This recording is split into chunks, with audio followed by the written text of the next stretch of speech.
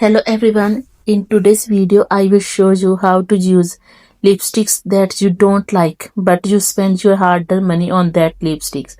So I will try to use these lipstick with a different way. Like I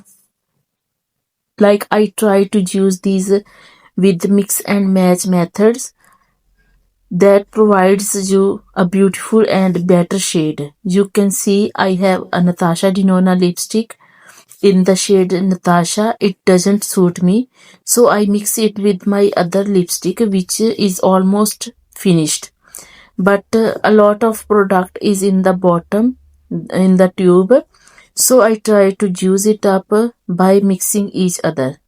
That gives you a beautiful shade. You can see. I hope you use my method, and if you like my videos, don't forget to subscribe my channel. Thanks for watching, friends.